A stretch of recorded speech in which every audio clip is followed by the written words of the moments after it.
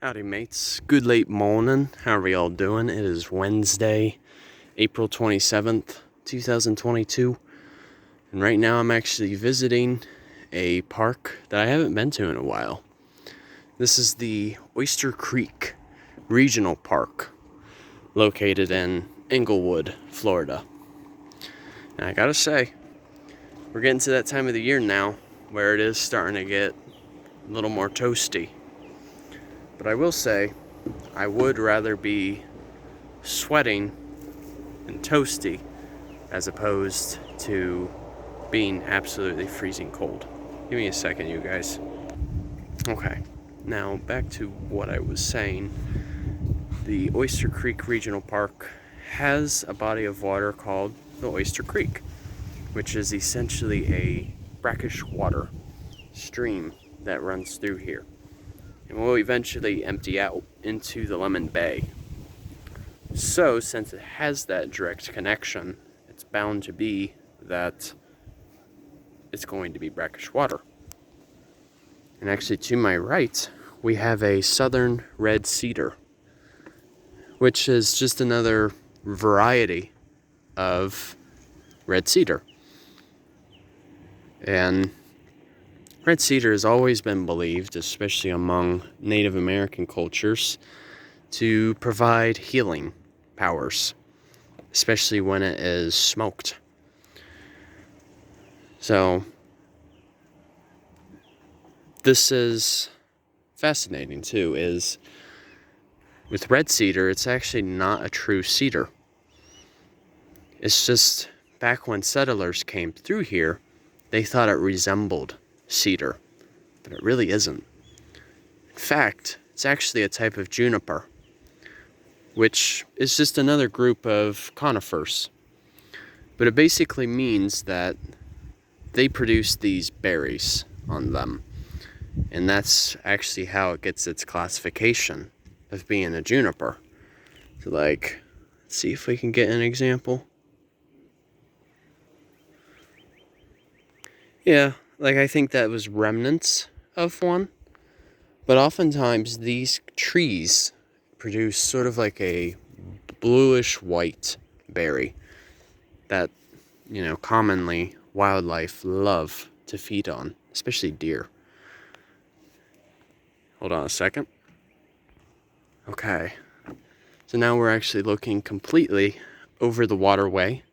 The nice thing about this park is they actually have a boardwalk that goes over the Oyster Creek.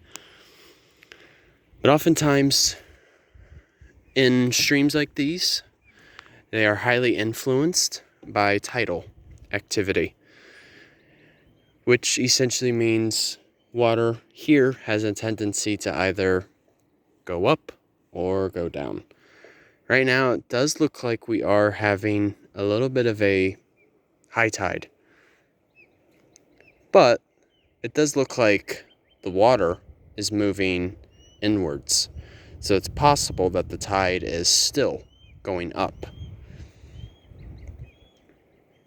But oftentimes in these types of streams, this is where you'll really see all different varieties of fishes, whether it be snook, redfish, or even the striped gar, for example. Because this stream is completely surrounded by red mangroves. And so these mangroves, as I've mentioned numerous times, they provide an excellent nursery, especially among our wildlife, particularly fish.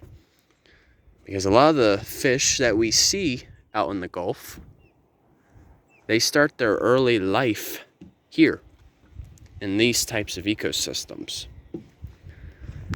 And you figure it's these mangroves that also protect, say, those houses from any water activity. And mangroves are considered to be, yellow-crowned night heron flying by. That was cool.